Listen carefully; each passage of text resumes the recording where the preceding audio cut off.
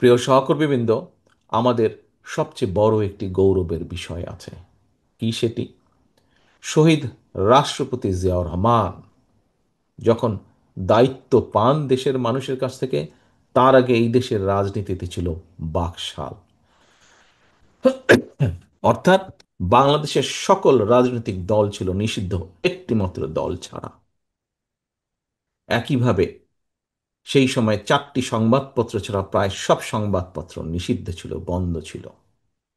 শহীদ রাষ্ট্রপতি জিয়াউর রহমান বাংলাদেশ জাতীয়তাবাদী দলের প্রতিষ্ঠাতা, আপনার আমার আমাদের সকলের রাজনৈতিক আদর্শ ধারক যে, বাহক যে, উনি যখন দায়িত্ব পেলেন, আমরা দেখেছি তার মাধ্যমে বাংলাদেশ আবার বহুদলীয় গণতন্ত্রের যাত্রা শুরু করলো।